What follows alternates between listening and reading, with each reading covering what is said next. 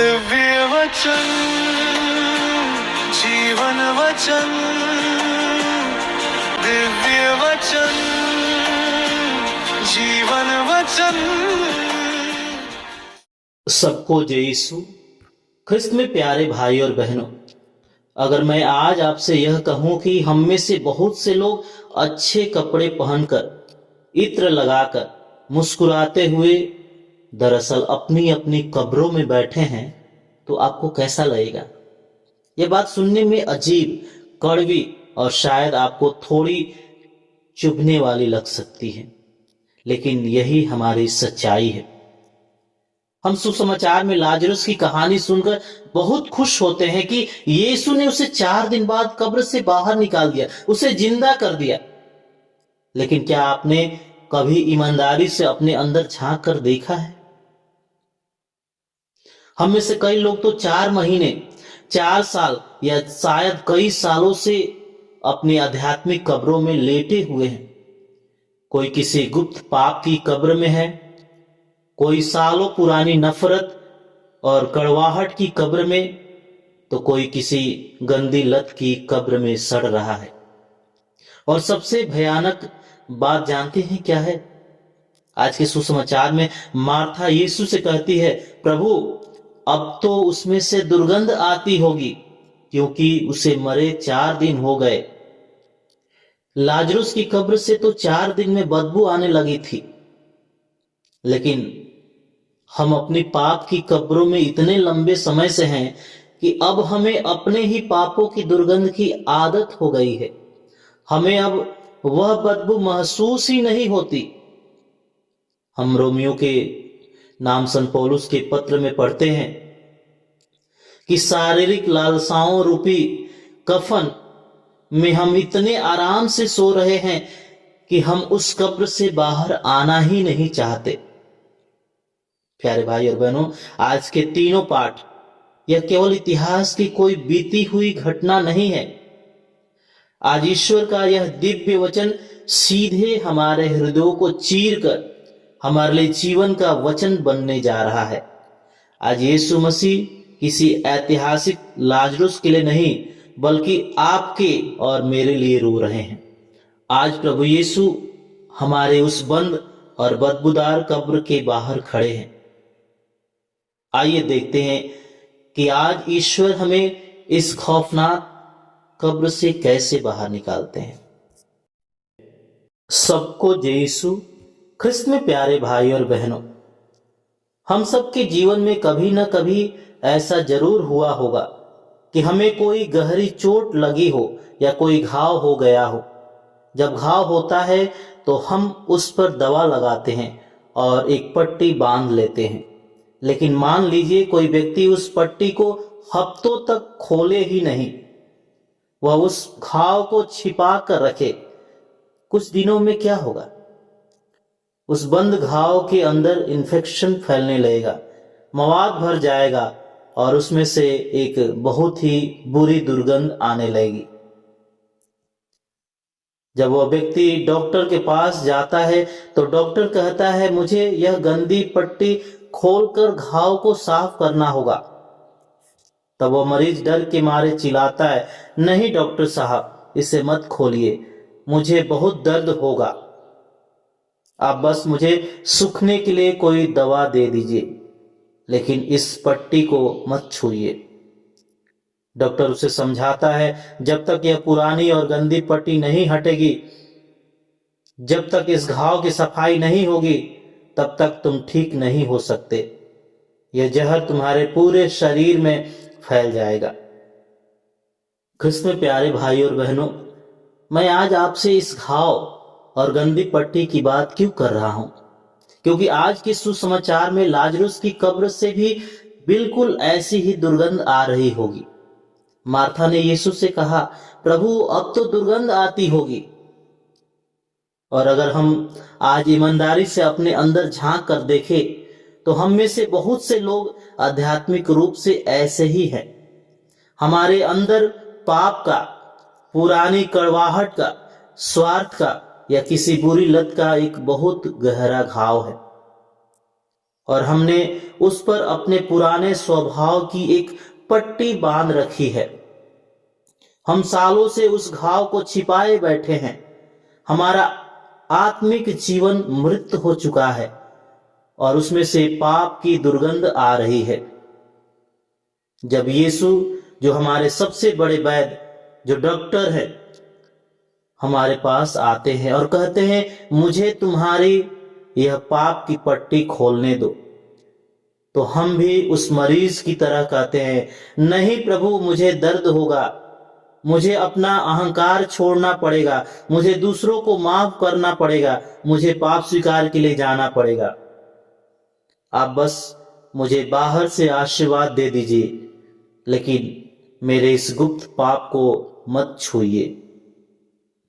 लेकिन यीशु जानते हैं कि जब तक वह गंदी पट्टी नहीं हटेगी तब तक हमें नया जीवन नहीं मिल सकता।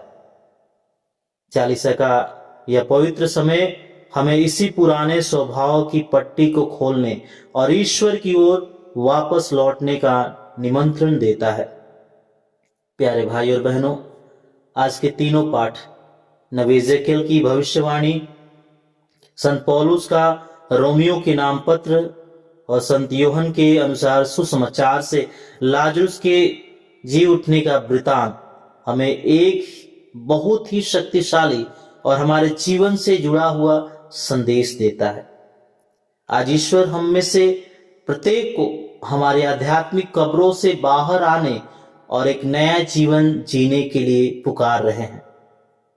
प्यारे भाई और बहनों, सबसे पहले आइए हम इस बात पर मनन करें कि हमारी आध्यात्मिक अवस्था क्या है।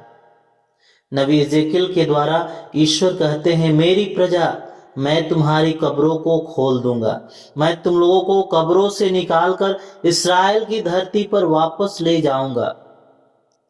यह सुखी हड्डियों की तरह हमारी आध्यात्मिक मृत्यु और उस गहरी निराशा का प्रतीक है जब हम किसी पुराने पाप या बुरी आदत के गुलाम हो जाते हैं। प्यारे भाई और बहनों, यूहन्ना के सुसमाचार में भी हम देखते हैं कि लाजरुस 4 दिन से कब्र में है और मार्था कहती है प्रभु अब तो दुर्गंध आती होगी। भाई और बहनों, जब हम लंबे समय तक पाप में रहते हैं तो हमारा आध्यात्मिक जीवन मृत हो जाता है और उसमें से एक प्रकार की आध्यात्मिक दुर्गंध आने लगती है। हम सोचते हैं कि अब हमारे जीवन में कुछ नहीं बदल सकता, हम सुखी हड्डियों के समान निराश हो जाते हैं। लेकिन प्यारे भाइयों बहनों, हमारी यह निराशा और पाप का कब्र हमारे जीवन का अंत नहीं है। जब हम अपनी इस मृत अवस्था में पड़े होते हैं, जब दुनिया और हम खुद अपने आप से उम्मीद छोड़ देते हैं, तब ईश्वर हमें वही सड़ने के लिए नहीं छोड़ देते। ठीक वैसे ही जैसे यीशु अपने मृत मित्र लाजरुस की बदबूदार कब्र के पास गए थे, आज वे आपके और मेरे जीवन की उस आध्यात्मिक कब्र के पास चलकर आते हैं। सुसमाचार हमें बताता है कि यीशु लाजरुस की कब्र के बाहर खड़े हो गए और रोने लगे। वे इसलिए नहीं रोए कि वे मृत्यु के सामने बेबस थे, क्योंकि वे स्वयं जीवन के स्वामी हैं। वे इसलिए रोए क्योंकि वे हमारे मानवीय दुख और दर्द को गहराई से महसूस करते हैं। उनका रोना उनकी अपार करुणा और प्रेम को दर्शाता है। वे केवल लाजरुस के लिए नहीं रोए। आज जब हम पाप के कारण अपनी आध्यात्मिक कब्रों में पड़े होते हैं तो हमारी उस दुर्दशा और हमारे दर्द को देखकर उनका ईश्वरीय हृदय करुणा से भर जाता है, हमारा दर्द उन्हें छूता है। प्यारे भाई और बहनों, लेकिन यीशु वहां केवल आंसू बहाकर वापस नहीं लौट जाते। वे मृत्यु के अंधकार को चीरते हुए पूरे ईश्वरीय अधिकार के साथ पुकारते हैं, लाजरुस बाहर निकल आओ। भाई और बहनों, चालीसा के इस पवित्र समय में यीशु वही जीवनदायी आवाज आज हमारी आध्यात्मिक कब्र के बाहर खड़े होकर लगा रहे हैं। वे आज आपका नाम लेकर पुकार रहे हैं, मेरे बेटी, मेरे बेटे, उस झूठ की कब्र से बाहर आ, उस स्वार्थ और अहंकार की कब्र से बाहर आ, उस गुप्त पाप की कब्र से बाहर आ। ईश्वर की आवाज में वह सामर्थ्य है जो हमारी आध्यात्मिक मृत्यु और निराशा को पूरी तरह से खत्म कर सकती है। हमें केवल उस पुकार को सुनकर अपनी कब्र से बाहर कदम रखना है। जब हम ईश्वर की इस पुकार को सुनते हैं और अपनी कब्र से बाहर कदम रखते हैं तो हमारा जीवन वापस तो आ जाता है, लेकिन एक और बड़ी चुनौती हमारे सामने होती है। लाजरुस जीवित होकर कब्र से बाहर तो आया, लेकिन क्या वह पूरी तरह से स्वतंत्र था? नहीं। प्यारे भाई और बहनों, सुसमाचार बताता है कि जो मर गया था वह बाहर तो आया, परंतु उसके हाथ पैर पट्टियों से बंधे हुए थे और उसके मुंह पर अंगोछा लपेटा हुआ था। यीशु ने वहां खड़े लोगों से कहा, इसके बंधन खोल दो और इसे चलने फिरने दो। यहीं पर संत पौलुस का रोमियो के नाम पत्र हमारे लिए बिल्कुल स्पष्ट हो जाता है। पौलुस बताते हैं कि शरीर के अनुसार जीना ईश्वर के अधीन नहीं है। ये शारीरिक लालसाएं जैसे क्रोध, वासना, लालच, ईर्ष्या ही हमारा कफन है। भाई और बहनों, कई बार हम यीशु के पास आ जाते हैं, हम आध्यात्मिक रूप से जीवित तो हो जाते हैं, लेकिन हम अभी भी पुरानी आदतों और पापों का कफन लपेटे रहते हैं। हम जीवित तो हैं, लेकिन हमारे हाथ पैर पुरानी आदतों से बंधे हैं। इसलिए पौलुस हमें चुनौती देते हैं, हम शरीर के कर्जदार नहीं हैं। नया जीवन मिलने के बाद इस मृत स्वभाव को उतारना अनिवार्य है। अब हमारे सामने यह व्यवहारिक सवाल उठता है कि हम अपने जीवन में लिपटे हुए इस पाप रूपी कफन की पट्टियों को कैसे खोल सकते हैं? हम इस पुराने स्वभाव को कैसे उतार फेंके? प्यारे भाई और बहनों, ईश्वर ने अपनी कलीसिया के माध्यम से हमें इस पाप रूपी कफन को उतारने का एक बहुत ही सुंदर माध्यम दिया है, और वह है पाप स्वीकार का संस्कार। जब आप सच्चे पश्चाताप के साथ पाप स्वीकार के लिए जाते हैं तो आप वास्तव में यीशु की पुकार सुनकर अपनी कब्र से बाहर आ रहे होते हैं। सुसमाचार में हम एक बहुत ही सुंदर बात देखते हैं। यीशु ने लाजरुस को जीवन तो अपनी ईश्वरीय सामर्थ्य से दे दिया, लेकिन जब वह कब्र से बाहर आया तो यीशु ने वहां खड़े लोगों से कहा, इसके बंधन खोल दो और इसे चलने फिरने दो। जिस प्रभु ने अपने एक शब्द से 4 दिन के मुर्दे को जीवित कर दिया, क्या वे अपनी ईश्वरीय सामर्थ्य से उसके कफन नहीं खोल सकते थे?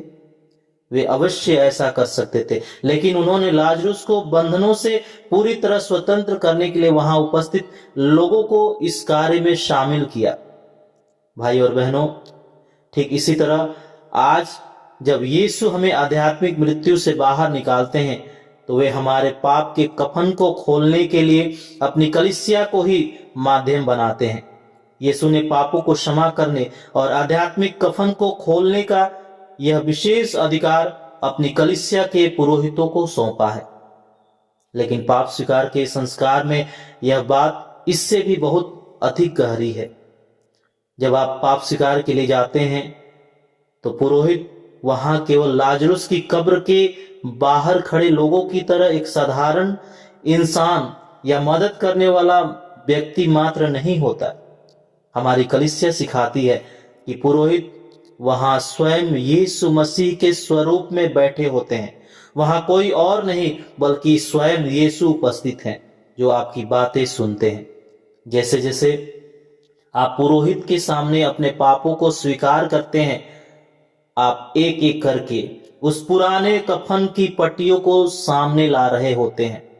जब पुरोहित अपना हाथ उठाकर क्षमा के शब्द कहते हैं तो वे शब्द केवल पुरोहित के नहीं होते, वह स्वयं यीशु मसीह की आवाज होती है, जो आपको उस पाप की पट्टियों से खोल रही होती है। यीशु स्वयं पुरोहित के माध्यम से आपको क्षमा करते हैं और आपको स्वतंत्रता देते हैं। जब पुरोहित कहते हैं मैं आपको सब पापों से मुक्त कर देता हूं, तो वह साक्षात यीशु का स्पर्श होता है, जो आपके पुराने कफन को पूरी तरह से खोल देता है और आपको एक नया और स्वतंत्र जीवन जीने के लिए आजाद कर देता है। प्यारे भाई और बहनों, पास का बहुत करीब है। याद रखिए, जब यीशु मसीह स्वयं कब्र से विजयी होकर निकले थे तो वे अपना कफन कब्र में ही छोड़ आए थे। आइए इस चालीसा काल में हम भी रोमियो के नाम संत पौलुस के पत्र अध्याय 8 पद संख्या 11 के अनुसार ईश्वर के पवित्र आत्मा के सामर्थ्य से अपनी निराशा और पाप की कब्रों से बाहर आए, अपने पुराने स्वभाव के कफन को हमेशा के लिए उतार फेंके और सच्चे पश्चाताप के साथ एक नया और स्वतंत्र जीवन जिए। पिता, पुत्र और पवित्र आत्मा के नाम पर आमीन।